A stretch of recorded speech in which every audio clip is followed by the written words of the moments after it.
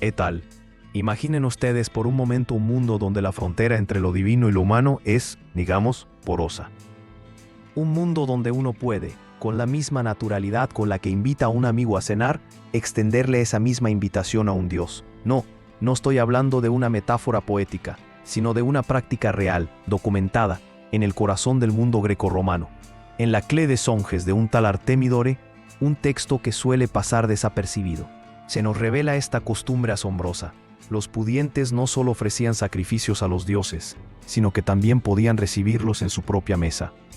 Nos han vendido una imagen de la religión antigua tan solemne, tan rígida, que esta familiaridad nos resulta casi escandalosa. Pero es que la religión, amigos míos, no es una esencia inmutable, no es una cosa que se pueda guardar en una caja. Es, como diría el gran Paul Bain, una etiqueta, una bandera bajo la cual se cobijan las actitudes más dispares. Y es en esas nuances, en esas finas grietas de la experiencia humana, donde se esconde la verdadera historia. Pensemos en el acto central del culto, el sacrificio. La imagen popular es la de una comunión, hombres y dioses compartiendo la misma mesa. Una bonita idea sin duda, pero fundamentalmente falsa. La realidad era mucho más pragmática. El sacrificio grecorromano era un ritual de dos partes bien distintas. Primero, la parte de los dioses. Se quemaban en el altar los huesos y los trozos menos apetecibles. La grasa, el humo que ascendía al cielo, un gesto simbólico, una ofrenda de humo. Y luego, la segunda parte, la que de verdad importaba para los mortales, el banquete. La buena carne de la víctima era para los participantes. Un trato, digamos, bastante ventajoso para los humanos.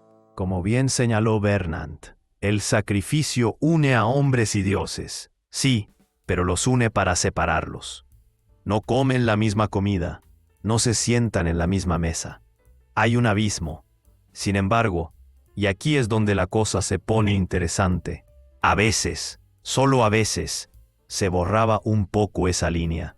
Existía la práctica, frecuente pero no obligatoria, de ofrecer al dios, después de haberle dado ya su parte de humo y huesos, un trozo de la buena carne del banquete. Los griegos lo llamaban trapezómata, los romanos magmentum.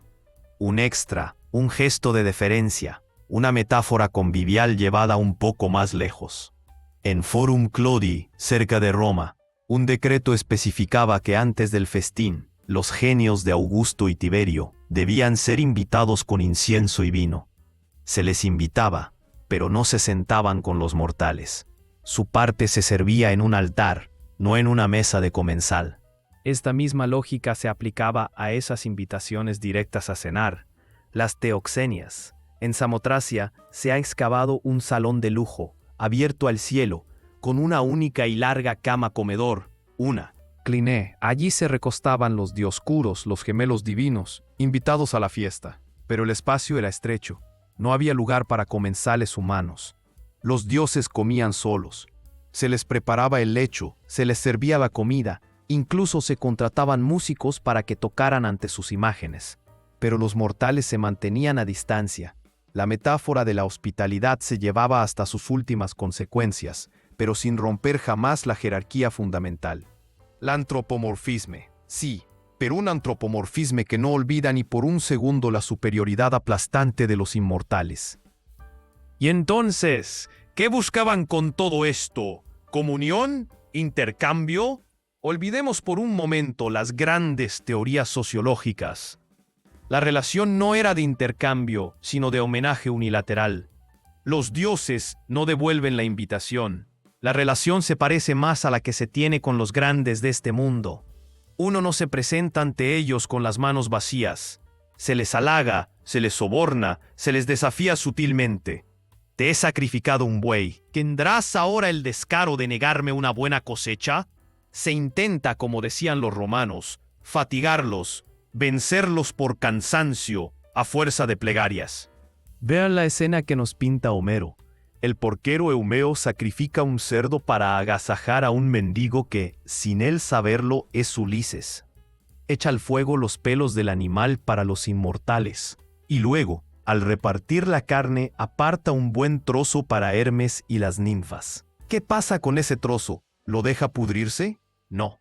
Lo más probable es que lo guardara para comérselo al día siguiente. La verdadera ofrenda, el verdadero sacrificio, fue el esfuerzo de no devorarlo todo de una sentada. Una negociación íntima entre el hambre inmediata y la prudencia, revestida de una forma religiosa. Porque en esto, como en todo, la actitud lo es todo, y las actitudes, como un arco iris, vivan de la piedad más extática a la más cínica manipulación del ritual. Y en ninguna parte es esto más evidente que en el culto a un dios extranjero, un advenedizo que lo cambió todo, Sarapis. Con Sarapis, la cosa se vuelve más íntima, más personal. En Delos, sus devotos celebraban banquetes donde se decía que el dios era invitado, o quizás que el dios era el que invitaba. La ambigüedad es deliciosa. Eran reuniones de gente piadosa, unidas por una devoción particular hacia una divinidad de elección.